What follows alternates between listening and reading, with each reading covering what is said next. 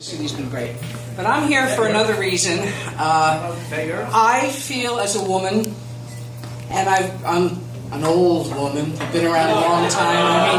I remember when JFK came to my high school. That's how old I am. And I've always been interested in politics. But this year is so special, and 8 years ago was special.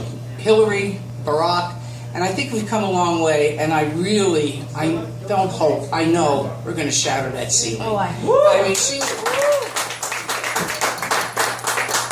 and especially the gay folks, we really have to pay attention to this.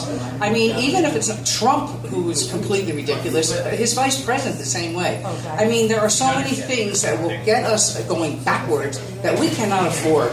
So please, please, go out there and vote. Get your friends to vote. Have the rallies. Do anything we can, because it's only right around the corner. And you know what? I don't even listen to Trump anymore because he's not going to win. So why do I even have to listen to his crap anymore? So the point is, just listen to Hillary and what she's going to do. Please get out there and vote for her. And now I'm going to turn this over to Adrian Schrank, who is the head of the Sullivan and... Pardon me? No titles. Oh. Cheers, Adrian.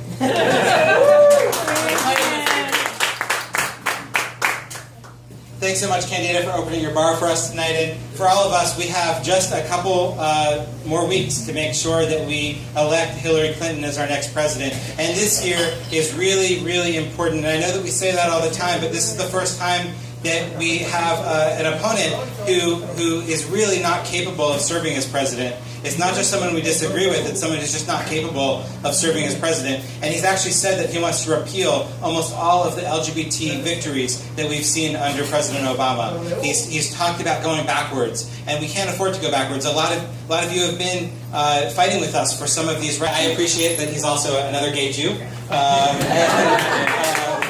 But mostly he's a strong progressive champion and someone who we are really lucky to have here in Allentown tonight to speak about why Hillary Clinton is the only choice for the next president for the LGBT community. Thank you. Woo! Thank you. You know, I got to have a tour of the place. Thank you, Candida. And when I mentioned to Candida, I said it's, it's just like the movie Birdcage, right? Where with Robin Williams, of course, and where they live right above the bar, right? And of course, that wasn't that long ago. But you remember part of the premise there is that somehow it would have been scandalous for the senator to be seen in the gay bar, right? That was part of the joke. That doesn't work anymore, does it? I mean, we go in the front door and we go out the front door, and I don't even need to wear drag to disguise myself, and you wouldn't want to see me in drag anyway. So, anyway, it is really great to be here, and this is really a treasure part of the community. But I'm here for something larger than Candida and larger than myself. It's for the next president of the United States, Hillary Clinton.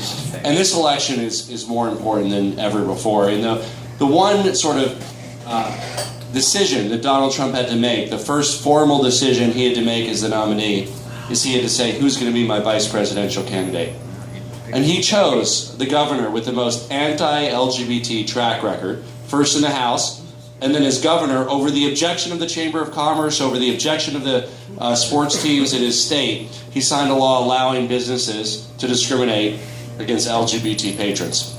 So just at the time when finally the country is moving away from that, he's moving back to a policy where businesses can legally discriminate. He was then essentially forced into signing a later bill that came out to try to clean up some of the mess that he's created. But his track record of opposing marriage rights and equality, opposing non-discrimination rights, and of course that was the one formal decision that Donald Trump has had to make. Now, in addition to the recklessness, the incompetence, the lack of judgment on a whole host of other issues that Donald Trump has, whether it's his getting in bed with Russia, saying he's pull out of NATO, threatening our policy of combating and removing Assad, who's a human rights abuser in Syria, or his nonsensical policies here at home.